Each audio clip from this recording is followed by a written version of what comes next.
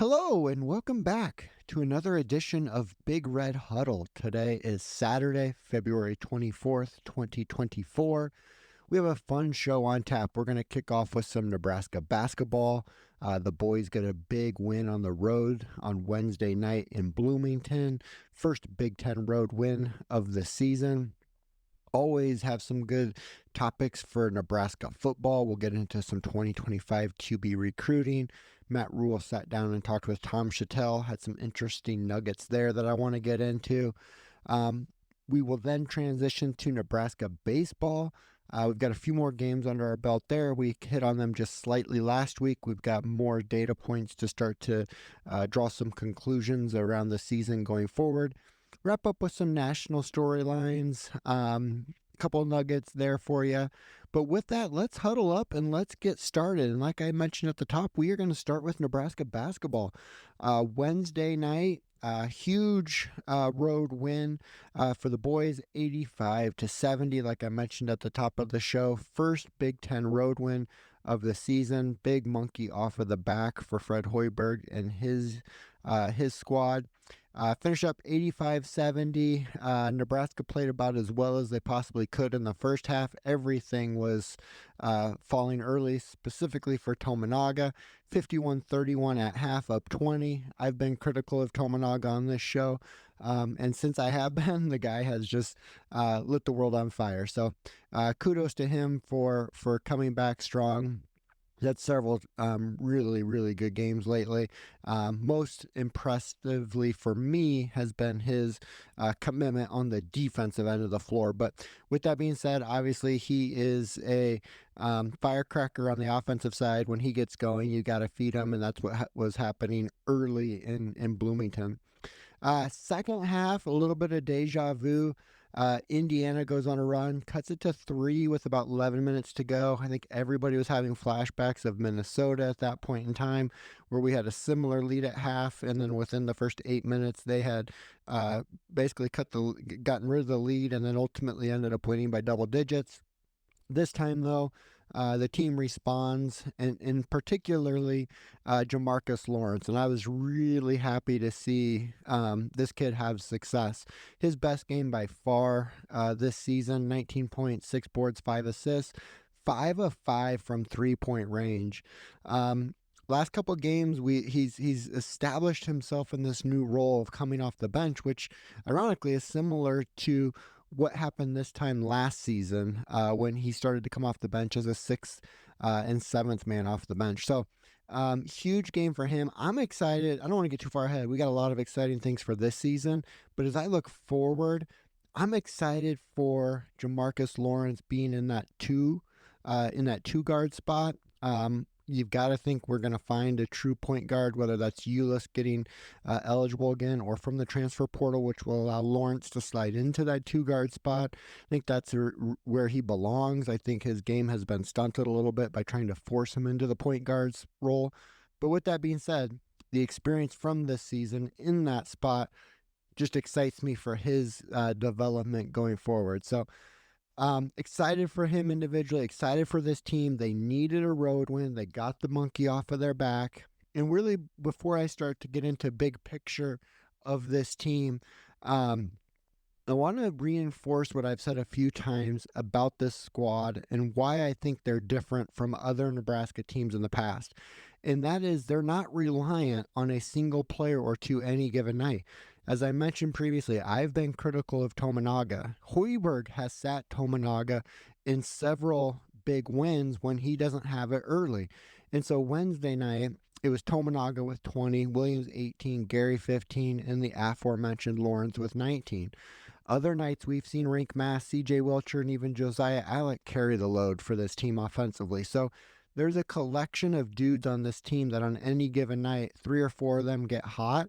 They're almost unstoppable. This is 3 games in a row now winning by over 15 points. I think the average margin of victory over the last 3 is 18. They've got things rolling in a very positive direction. And so as we start to zoom out and move on from Indiana, and you start to look at things from a national perspective, things could not be more encouraging over the last week for Nebraska. On top of them obviously blowing out Penn State last Saturday. Follow that up with a Wednesday victory at Indiana. We've seen their net ranking go up by 10 spots in the last week from 53 to 43. As of this morning, ESPN Joe Lunardi has them as a 10 seed playing in Florida, actually in Omaha, which would be incredibly interesting. Can you imagine those ticket prices? Can't imagine the committee sending them to Omaha in any scenario, but it would be really cool and a lot of fun if that were to occur. Just too big of a home court advantage, and I don't see the committee doing that, but it would be interesting to see. And then as of Saturday morning, CBS, Jerry Palm also has us as a 10 seed, playing in Salt Lake City against BYU. Don't mind either of those matchups. Obviously, we're still three plus weeks out, but a 10 seed in both of those brackets playing, what I would consider Power Five schools. And then bracketmatrix.com is a really good tool this time of year. It's updated daily. They track bracketology from all over. So currently they're tracking 111 brackets. And right now, Nebraska's in all 111 brackets and currently a solid 10 seed. And so really, as you look at this going forward, Nebraska's in a position to play its way out of the tournament. They're not needing to play themselves in at this point.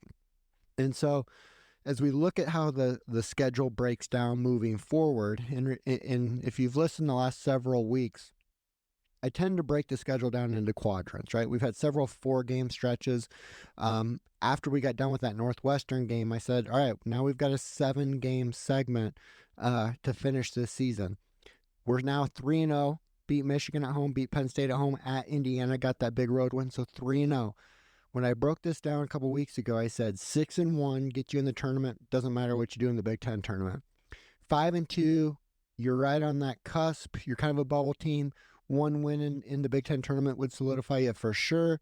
You still might get in without that, but 1 would get you in for sure.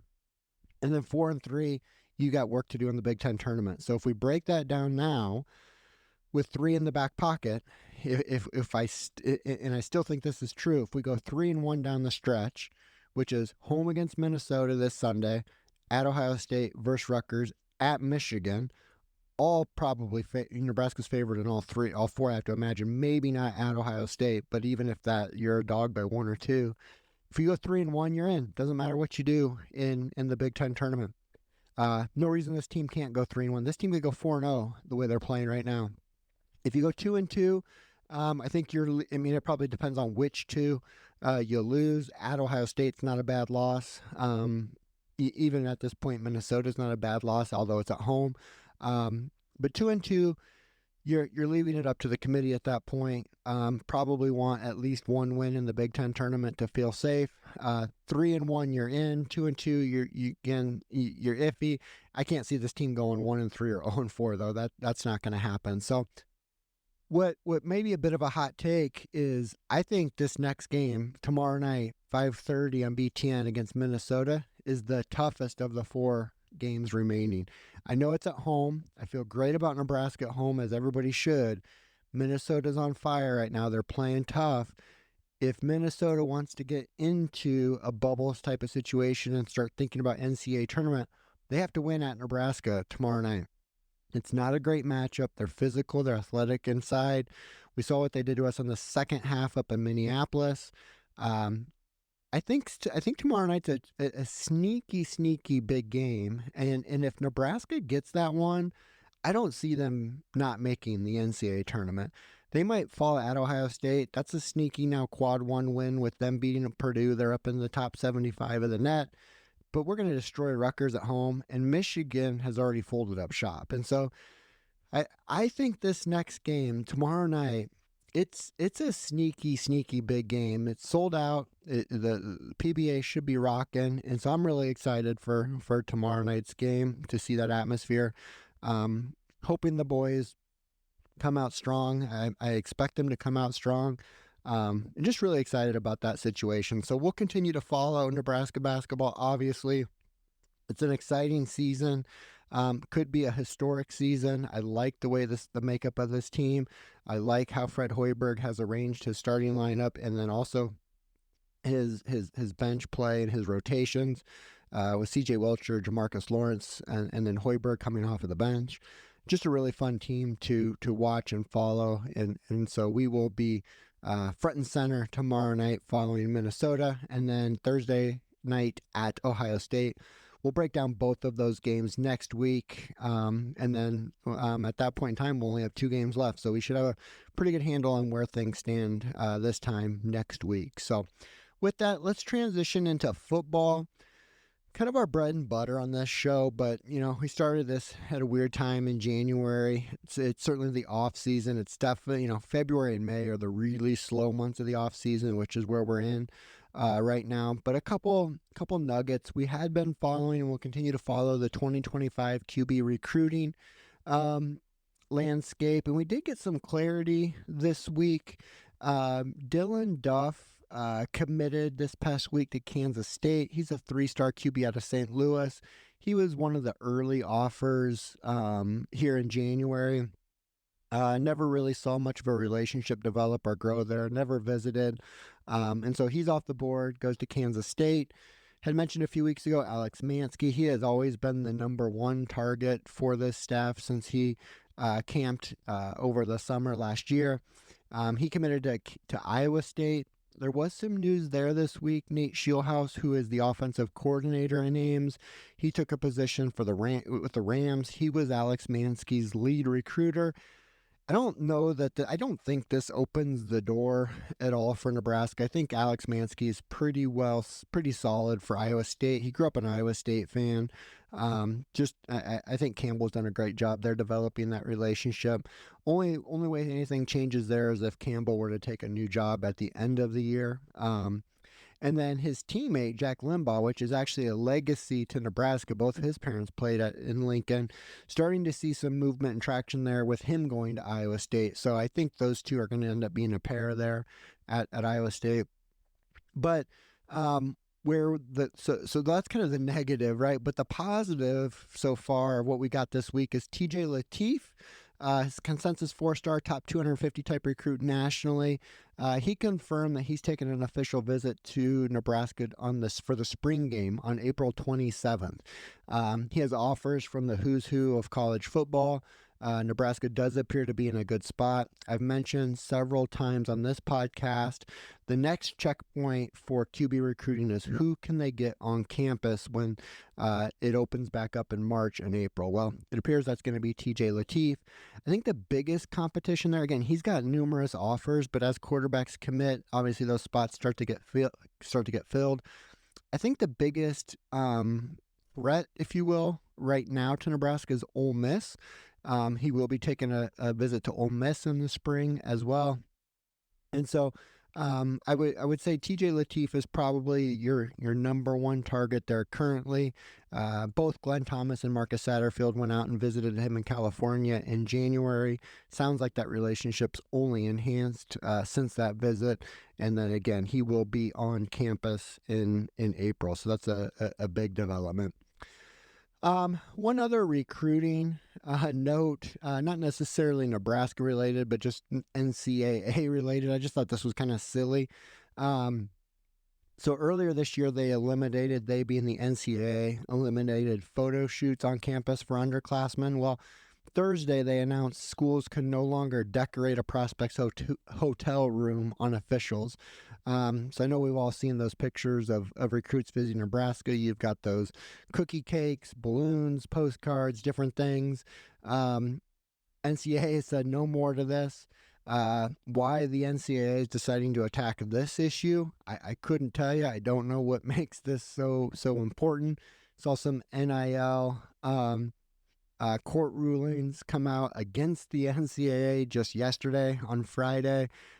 Sure seems like they should be attacking those issues, or maybe the Michigan sign stealing scandal, or thousands of other topics over balloons and cookie cakes in hotel rooms. But just another example of the silliness from the NCAA, and thought I would mention it here because I got a chuckle out of that when I saw that. Other football newsworthy topics. Matt Rhule sat down for a long, extended interview with Tom Shatel of the Omaha World Herald. One of the big nuggets that came out of that was Matt Rhule's comments on non-schedule or non-conference scheduling. So I got 3 quotes here from the article. Certainly would recommend everybody take a few minutes and go read that. Tom Shatel did a great job on this. But so the 3 quotes that I kind of pulled from the article and I think are fascinating and sets up kind of our conversation here is, in a year where you hope to play 15 or 16 games, why would you elect to play a really tough game early? Rhule said. Then he went on to say, a couple years ago, if I had told you we were going to play Oregon and Washington as non-conference games, you'd say, holy smokes. Well, now that's the conference. And then the last quote that I picked up on, he says, I think personally with 18 teams in the Big Ten, you should give yourself the best chance with your scheduling. And so really where he's going with this is, why would you schedule in a non-conference a Power 5 opponent?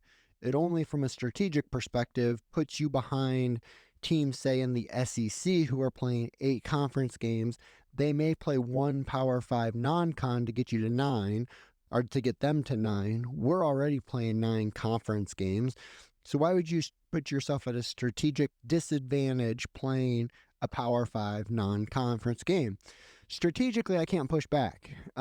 Makes sense, especially for a team and program who hasn't gone to a bowl game in 7 years. Give yourself every opportunity to stack wins, gain momentum, and then obviously get into conference play and take your shot there. As a fan, though, it's a little bit disconcerting. I wouldn't pay to go see Nebraska play at home, Furman, New Hampshire. A low-level MAC team. Those just don't excite me. As we look at 2024, what's the biggest home game on the schedule that everybody's excited about? It's Colorado. Would you want to flip Colorado for, say, Northern Illinois or New Hampshire or Furman, somebody like that? I don't. But again, from a strategic perspective, Matt Rhule is spot on. You can't push back on him from a strategic perspective. Just as a fan perspective, a fan of college football, I want to see Power 5 versus Power 5. Even take Nebraska out of the equation. I don't want to see, like, the Texas-Alabama game from last year was awesome. I don't want to see that be replaced with Texas, UTEP, and Alabama, UAB. I want to see those big-time matchups. So it's a little bit disconcerting from a fan perspective. But the comments got me thinking. So these schedules are developed well in advance. And so in 2024, obviously we have Colorado. That's going to continue. 2025, next year, we actually kick off the season with Cincinnati in Indianapolis, which will be fun. And I don't see that changing. But then after 2025, it becomes interesting. And I would be fascinated to hear from Trev Albert. So we've got 2026 is Tennessee at home. 2027's at Tennessee. Do those games continue, or do they look to get out of those contracts and then replace them with lower tier opponents? That would be a shame in my opinion, but could see it happening. 2028 we have Arizona at home. 29 and 30 Oklahoma comes back on the schedule. I don't want to see that replaced, but I think it's on the table based off of Matt Rhule's comments. And then 2032 is Cincinnati at home. I didn't go beyond 2032, but I also believe there's a home and home scheduled with Oklahoma State in the mid 2030s. So just something to watch and monitor. College football is evolving and changing on a daily basis, not to mention a yearly basis. Heck, tennis, the SEC goes from 8 to 9. Tennessee could be calling Nebraska and saying, I don't want to play that game. So I don't know. I've just got it on my radar to monitor this. Is that, I can't imagine a better place to go watch a college football game than at Tennessee, at Rocky Top in Knoxville, here in a few years. I would hate to see that get taken off of the schedule and replaced with, again, a lower level MAC school, but I think it might happen. And then, Oklahoma, obviously, a history between those two squads. So we'll monitor. We'll see. Interesting comments from Matt Rhule. Again, I think strategically he's spot on. I can't push back on his thought process there. Obviously, the goal is to win as many games as possible, to put yourself in a position to make the college football playoff. Playing 3 cupcakes or 3 development type games early on probably gives you the best opportunity to do just that. But again, as a college football fan, and holistically, I want to see Power 5 on Power 5. And then the last Nebraska football nugget, Bill Belichick will be on campus. So it was announced this week that he'll be the keynote speaker at the spring game or at the spring coaching clinic. So big get for Matt Rhule in Nebraska football. Really cool to get one of the GOATs on campus, not only for the high school coaches, but the current staff.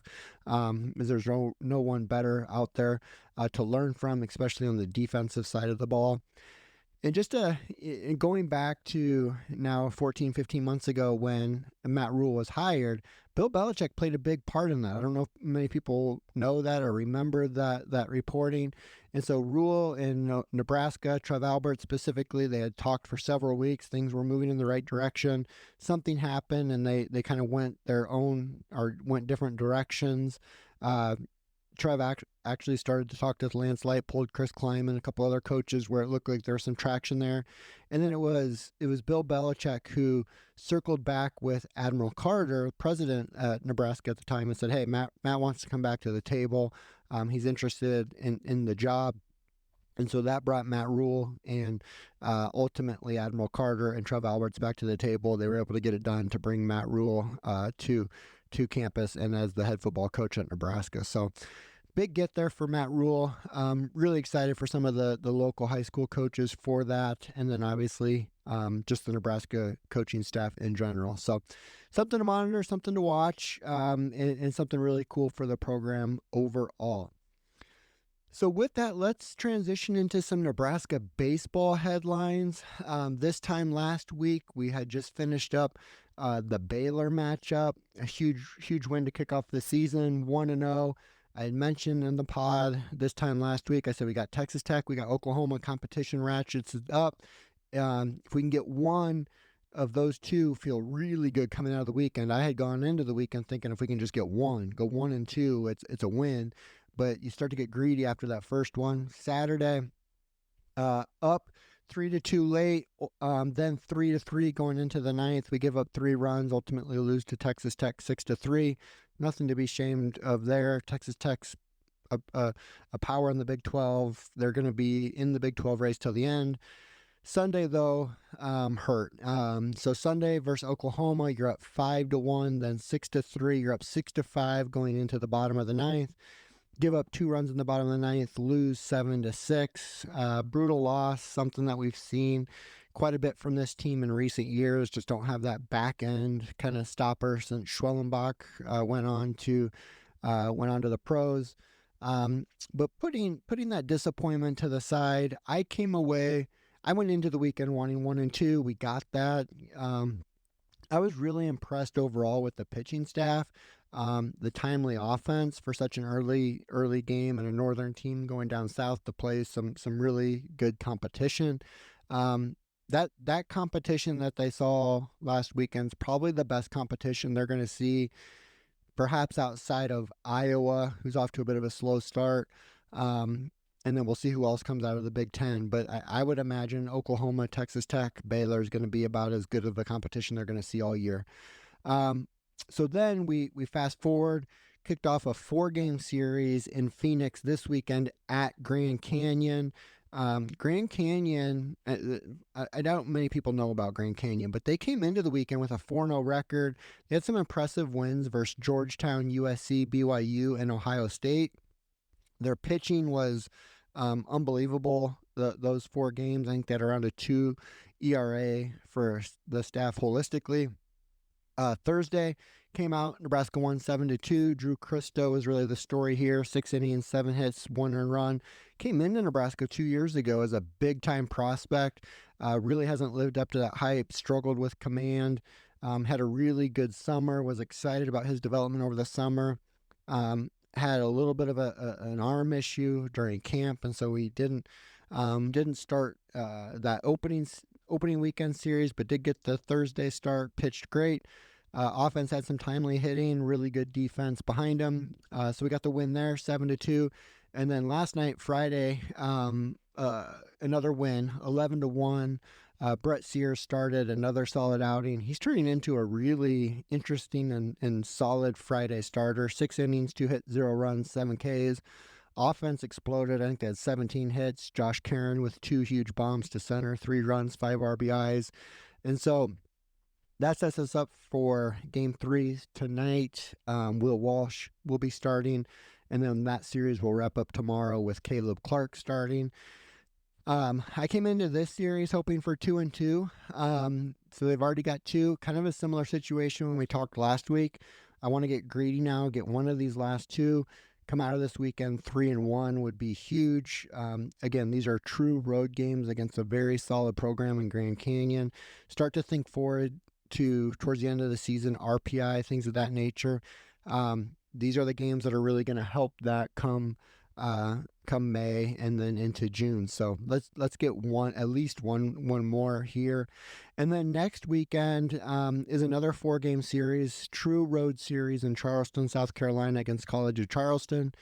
They're currently off to a 5-0 start, so the quality competition is certainly going to continue for this squad. And it'll be interesting to see them develop. I'm encouraged with their overall pitching depth. The offense is starting to click a little bit. Still too many strikeouts for my liking on the offensive side, but a lot of timely hitting. There was a lot of 2-out RBIs yesterday, a lot of walks taken. And so, again, you got to remember it's a northern team going south for the first time, playing squads that have been practicing outdoors for a good month and a half. And so I think this team's got some potential, though, and I'm excited to see how tonight and tomorrow go. And then obviously we'll start to then look forward to College of Charleston when we connect next week. So with that, that'll wrap up baseball. Transition into a couple national storylines before we wrap up. First one's exciting for me. It may be more in my generation and then younger.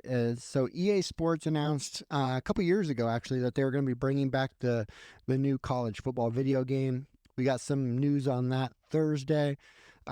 This is kind of the first, I'm not sure what they call it, but an all-encompassing NIL package for all of college football. So there's going to be 85 players per team. Every single Division I team has signed up to be included in this game. Notre Dame was the last holdout. They've signed on. And so they announced on Thursday that any player can opt in. And when they do so, they get $600 per player and a free copy of the video game. Obviously, they don't have to opt in. If they decide not to opt in, they won't be in the game. But a really cool opportunity for those players. Kirk Herbstreit, Chris Fowler, they've been out kind of promoting the game these last few days. They're going to be, it's been confirmed they're in the game. They'll be calling the games. Nebraska actually made a couple social media posts confirming they are in the game. So I'm excited for this. So we're going to get a full preview in May. And then a summer rollout. No specific date has been announced there. But if you go off of tradition, probably looking first, second week of July, there would be my guess. But we will certainly be getting a copy and playing here in the Big Red Huddle household. So, and then the last national storyline, we got some changes coming to the college football playoff. There's some interesting nuggets here, and I don't know how much. How much ground it really got nationally. And so this week they did approve a 5+7 model. Before the Pac-12 blew up, it was a 6+6 model. 6 automatic bids to the 6 highest conference winners, and then 6 like at-large bids. They've shifted that with the death of the Pac-12. 5+7, so you have your top 5 conference champs will get auto bids. The top 4 conference champs will get first-round buys. And that's an interesting nugget there because Notre Dame is not everybody knows, right? They're not affiliated with a conference, and so they are not eligible for one of those first 4 first-round buys. So if Notre Dame is number 1 in the country going into the playoff, the best they can be is the 5 seed, and they have to win 4 games to win a national title. So does that force them eventually into a conference? I don't know if it does. I don't know the answer to that. But right now, Notre Dame is ineligible for a first-round bye in the college football playoff. That's wild, and I think it's the right move. I like that development. Now, this model, this 5+7 model, is going to be in place for just 2 seasons, 2024, 2025. Contracts up after 2025. They're already starting negotiations and they're already having conversations around what 2026 looks like and beyond.